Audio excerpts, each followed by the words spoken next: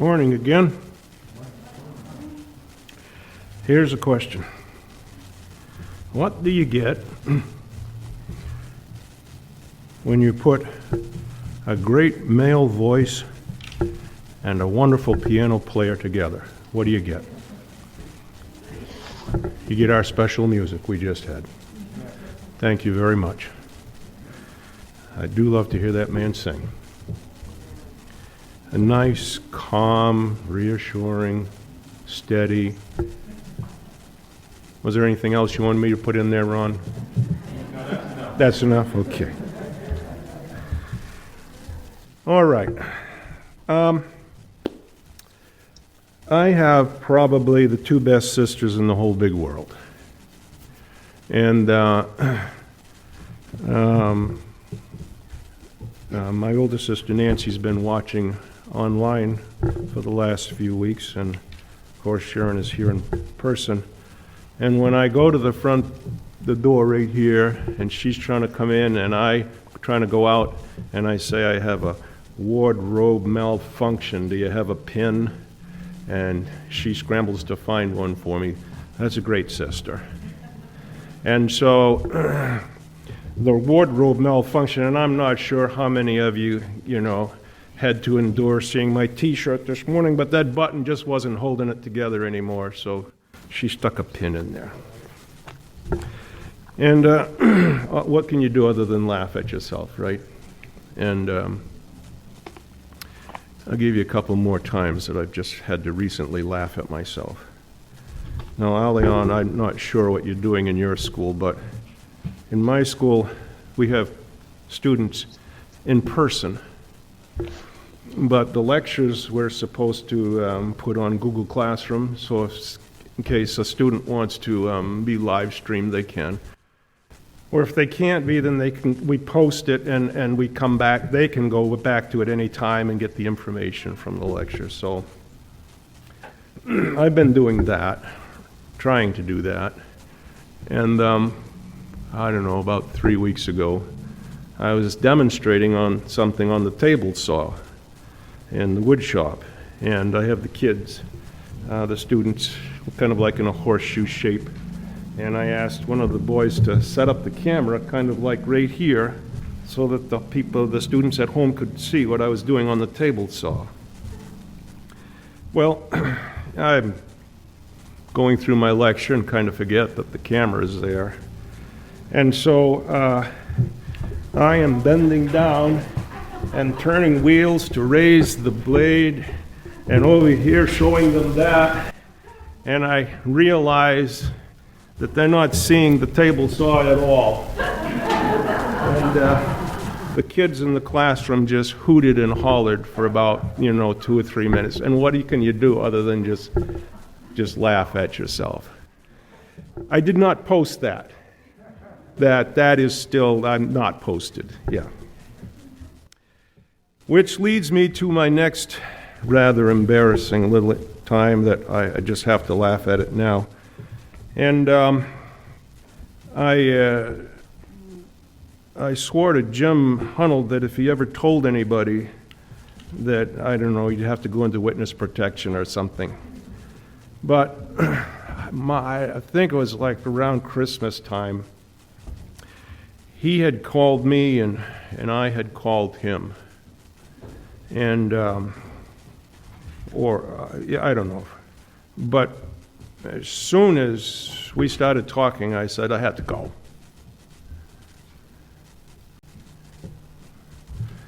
You know northern New England, right? There's 3 states that make up northern New England. Correct? Nod your head if you're with me. Okay. And each of those 3 states, Maine, New Hampshire, and Vermont, are noted for, I guess, a bunch of things, but more so the state of New Hampshire would be noted for granite more than the other 2, right? It's the granite state, folks. Okay? And thanks to Hillary for getting this for me this morning because I looked through the pantry at home and we didn't have one. From Maine, what do you think I was looking for? No, not a lobster. I did not have one of those in the pantry, okay? And if I did, I would not be holding it in my hand right now. What comes from Maine that's Maine is noted for? What?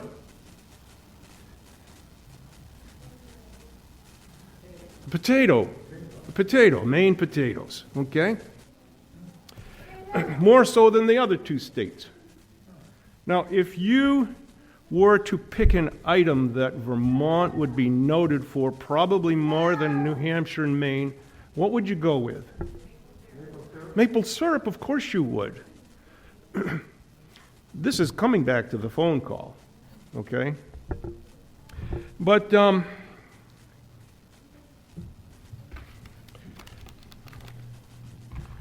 I had a student at Christmas time give me a couple of packages.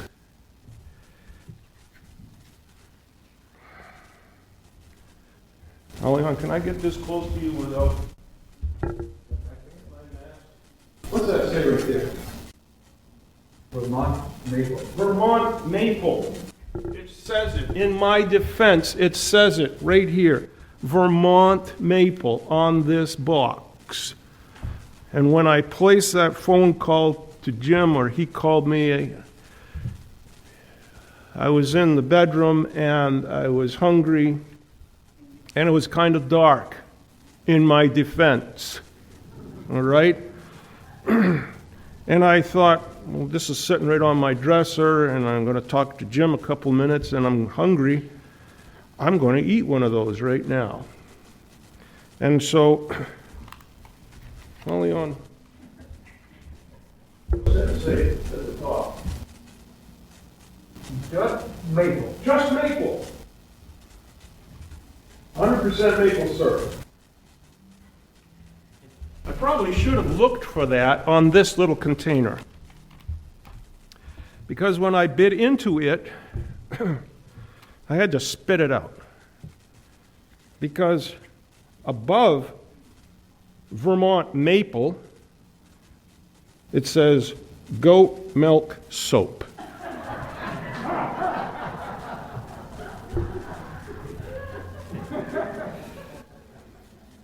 Jim says, "Is everything okay?" I said, "Yeah, I just got to spit." Why would they put Vermont maple on goat milk soap? I think they can, put either item in this package and not have to pay for two packages is what I'm thinking. But I bit off what I did not want to chew, you see.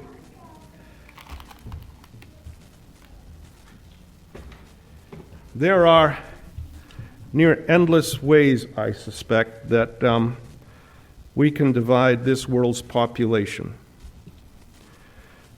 Probably someone could earn a PhD in calculating how many ways the populace of this world can be divided into. And here are just a few. The population of the world can be divided into those who need glasses to read and those who don't, right? Those who can play the violin and those who cannot. Those who have high blood pressure and those who do not. And by the way, my cardiology appointment 2 weeks ago, during vacation, the doctor was, "Wow, your blood pressure is way down." "It's vacation, doctor." And then another way that the world could be divided into is those who believe the teaching of Scripture are applicable in 2021 and those who do not believe that they're applicable anymore. Whether you are here in person this morning or viewing at home, you probably fall into the group who believes biblical teachings continue to be relevant in 2021.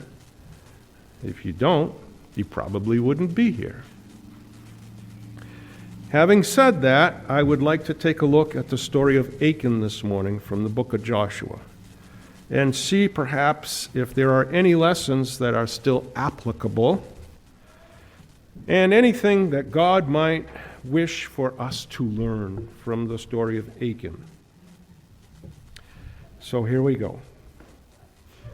After the death of Moses, a new leader of the Hebrews arose, and his name was Joshua. The book which bears his name in chapters 1 through 6 records the encouraging successes the Hebrews enjoyed after Joshua took leadership and as they entered the promised land. Rahab and the spies was an event that turned out very favorable for the Hebrews.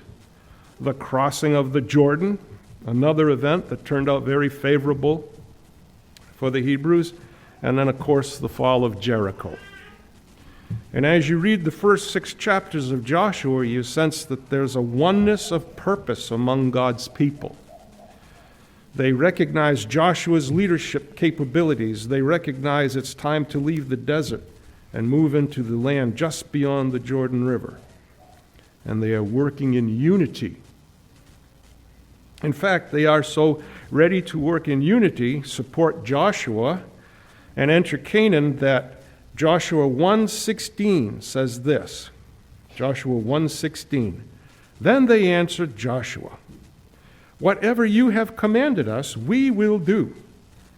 And wherever you send us, we will go. Just as we fully obeyed Moses." Red flag. Had they always fully obeyed Moses? No. "So we will obey you. Only may the Lord your God be with you as he was with Moses. Whoever rebels against your word and does not obey it, whatever you may command them, will be put to death. Only be strong and courageous." The last verse of chapter 6 puts a good spin on the leadership of Joshua and the willingness of the people. Verse 27, Joshua 6. "So the Lord was with Joshua, and his fame spread throughout the land." Then begins chapter 7. But is used to introduce a phrase or clause that contrasts what has already been mentioned. It indicates that a change is coming. Here's a little background to the issue that's about to arise. Joshua 6, verse 2 says, "Then the Lord said to Joshua, 'See, I have delivered Jericho into your hands.'" Then if you skip down to verse 18, "But keep away from the devoted things. All the silver and the gold and the articles of bronze and iron are sacred to the Lord and must go into his treasury." God told the Hebrews that Jericho would fall and victory would be theirs. However, they were to take no plunder for themselves from Jericho. But the Israelites, Joshua 7:1, were unfaithful in regard to the devoted things. Achan took some of them. We've been enjoying a good time for the first 6 chapters, but Achan took some of those things that God said don't touch. And there's the issue that causes chapter 7 to begin with the word "but." He took some of the plunder from Jericho. You may be tempted to think, this is such a small thing. People who think small things don't matter have never stubbed their little toe. That's a small thing compared to the rest of you. Do you think it matters when you stub your little toe? People who think small things don't matter have never had a toothache or gotten a sliver under their fingernail. or had a whining dog, a small whining dog, at night, when your noisemaker on the nightstand beside the bed does not work because the electricity's out? It was just a small whining dog. Well, it still is. Nothing happened to it, okay? But that was a big thing at the time.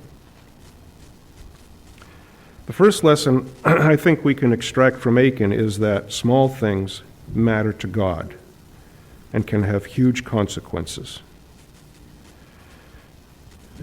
Let's take a closer look at Joshua 7:1 again. But the Israelites were unfaithful in regard to the devoted things. Achan took some of them. How many people, according to verse 1, took some of the devoted things? Only one. Now compare that with chapter 18. But keep away from the devoted things, so that you will not bring about your own destruction by taking any of them. Otherwise, you will make the camp of Israel liable to destruction and bring trouble on it. God felt that one man's action can taint the whole camp. Beware of the person who says, "What I do is what I do, it's none of your business, as long as it doesn't hurt anyone else." But that's just it. Usually, it does hurt someone else, and it's selfish to think that it doesn't. Those who think that what they do has no effect on anyone else has not considered that their decision of what they are doing may just break the heart of a parent, or a spouse, or a child, or a friend. In addition, if you belong to a group, say, that has certain standards, and your speech or actions, etc., are not in keeping with those standards, you may bring retribution on the whole group.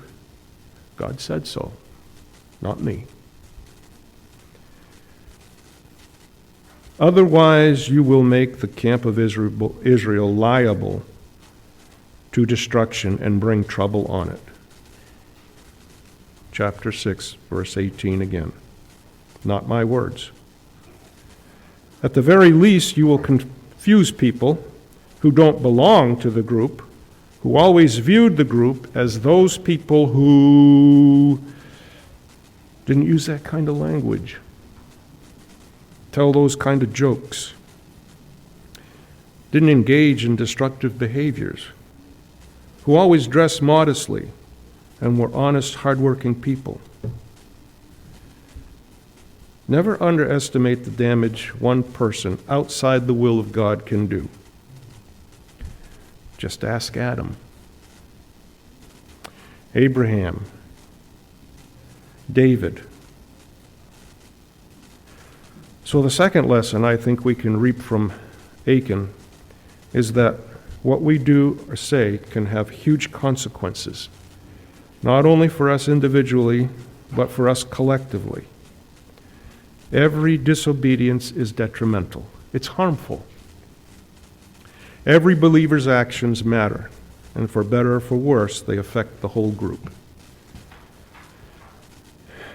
After Achan took some of the devoted things from Jericho, and before anyone knew that he had taken them, Joshua sent out more spies to Ai. That's the name of the town, okay? Ai. Spelt with an A-I. I'm not sure how else you would pronounce that. He sent out more spies to Ai, which was the next city to be conquered by the Hebrews. Now Joshua sent men from Jericho, verse 2, chapter 7, to Ai, which is near Bethaven, to the east of Bethel, and told them, "Go up and spy out the region." So the men went up and spied out Ai. When they returned to Joshua, they said, "Not all the army will have to go up against Ai.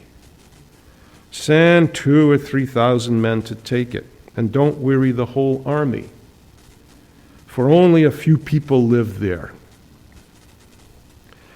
So about 3,000 went up, but they were routed by the men of Ai, who killed about 36 of them.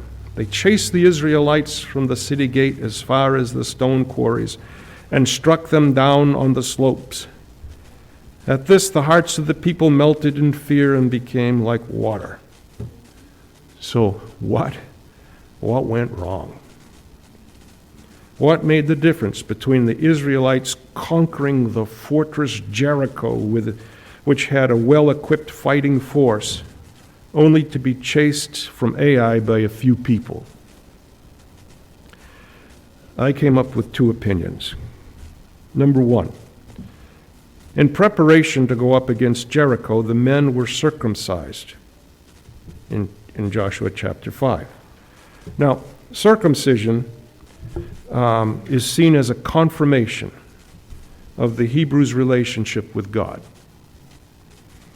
It was the rite signified admission, the rite which signified admission to the community of God's chosen people, and was a token of submission to the requirements of the covenant. So they had gone through some rite before they went up against Jericho. The second thing I came up with is, in preparation to go against Jericho, Joshua was in continual contact with God. God was telling Joshua every step, no pun intended, on how to bring down the walls of Jericho. Right? Get it? Every step, marching around Jericho. Moving right along. In what part, what made the difference between the success in Jericho and the failure in Ai was the lack of God's presence. There is no mention of any rite performed or communication with God before going against Ai. And that's called presumption. An idea that is taken to be true and often used as the basis for other ideas, although it is not known for certain and often has behavior perceived as being arrogant, disrespectful, and transgressing the limits of what is permitted and appropriate. Presumption, synonyms: brazenness, audacity, boldness, arrogance, egotism, cockiness, shamelessness, rudeness, impoliteness, disrespect.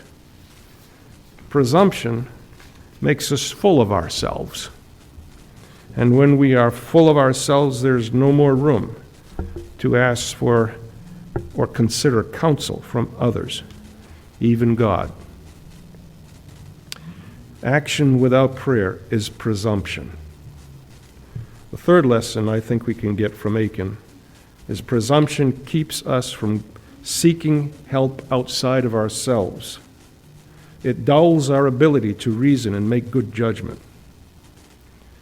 Joshua 7:6, after his men came back beaten, Joshua tore his clothes, fell face down on the ground before the ark of the Lord. The rendering of the clothes has been a sign of mourning and distress that has originated from ancient times. It's an external symbol of a broken heart. And Joshua said, "Alas," he's talking to God, "Sovereign Lord, why did you ever bring this people across the Jordan to deliver us into the hands of the Amorites, to destroy us? If only we had been content to stay on the other side of the Jordan. Pardon your servant, he says. What can I say now that Israel has been routed by its enemies? Joshua's faith had led him to expect nothing but victories, and now he seemed to be at a total loss to understand this failure. Verse 8 indicates a feeling of despair and utter inability to understand the situation. Even the best of men at times give way to discouragement and fear. Verse 9, the Canaanites and the other people of the country will hear about this, he tells God, and they will surround us and wipe out our name from the earth. What then will you do for your own great name? He's asking God. An ancient understanding was that a nation which won the battles served the more powerful God. And Joshua realizes this. And he's concerned for the future of the Hebrews, of course, but more importantly for Jehovah's name. Surely, God would not allow it to be ridiculed, would he? In contrast to this point in Joshua's experience, I want to compare it to three young men, Daniel 3:16, when they stood before Nebuchadnezzar and said this, one of my favorite passages of Scripture. If we are thrown into the blazing furnace, the God we serve is able to save us. And he will rescue us from your hand, O king. But even if he does not, we want you to know, O king, that we will not serve your gods or worship the image of gold you have set up. Lesson number 4 is not necessarily a compliment to Joshua, but one I think we can really relate to. How solid is our faith in God's ability if instead of victory you suffer defeat? Would you like me to say that again? I would like to, because I like it. How solid is our faith in God's ability if instead of victory we suffer a failure, a defeat? You don't have to be defined by what you have done in the past. Every failure doesn't have to be forever. God's reply to Joshua is an indication how he wants us to look at our failures. Verse 10. Get up. Stand up, the Lord said to Joshua. What are you doing down on your face?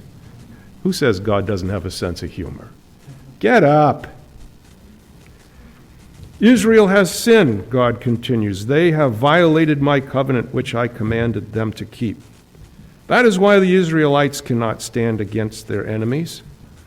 They turn their backs and run because they have been made liable to destruction. I will not be with you anymore unless you destroy whatever among you is devoted to destruction. Go, consecrate the people. Tell them, consecrate yourselves in preparation for tomorrow. For this is what the Lord, the God of Israel, says. There are devoted things among you, Israel. You cannot stand against your enemies until you remove them. How does God want us to look at our failures? I think he wants us to look at them as teaching devices. Learn from them. Search your soul to see if indeed you are harboring something that will keep God's ability from making you victorious. Joshua had it all wrong. The failure to take Ai was not a result of God's inability, but the result of people harboring sin, which prevented God from working his ability. God's message is clear. You cannot fully experience all I can do for you if you continue to harbor things which I have told you to put out of your life. James 1:14. But each person is tempted when they are dragged away by their own evil desire and enticed. Then, after desire has conceived, it gives birth to sin, and sin, when it is fully grown, gives birth to death.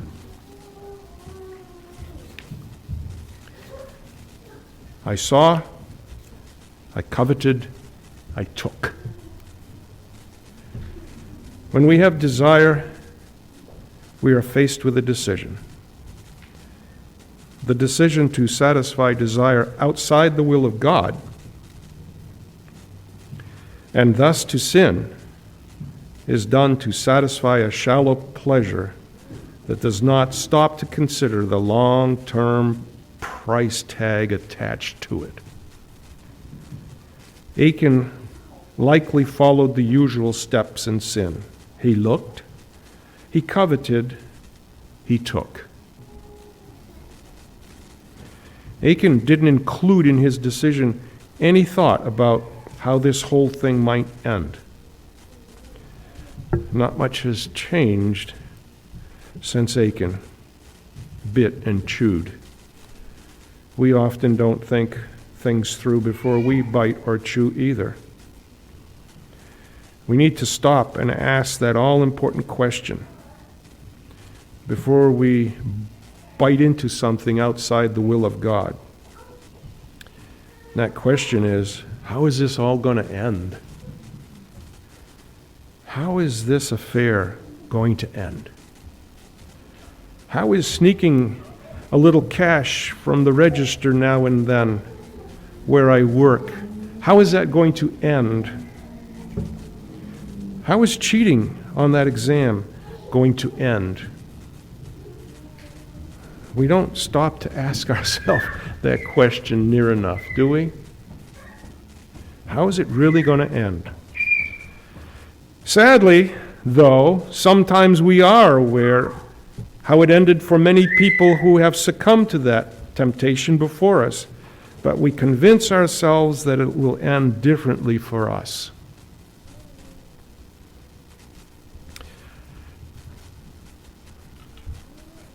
If you want to be successful in avoiding sin, you must promptly expel the first insinuations of evil, that first look. The time to say no to desire outside the will of God is at its conception. If you allow that desire any time at all, you'll fail. Death is always the result of sin. It may not come for a long time, but eventually your sin will lead to death. Death of a relationship, death of health, death of peace of mind, a clear conscience. You know, I think that is to be valued far more than gold itself. A clear conscience, peace of mind. I can take your trouble and turn it into triumph. I can take your deceit and make it a light. I can make a door of heaviness close and a door of hope open for you. Blessed is the one who perseveres under trial, because having stood the test, that person will receive a crown of life that the Lord has promised to those who love him. Our closing song this morning is My Maker and My King.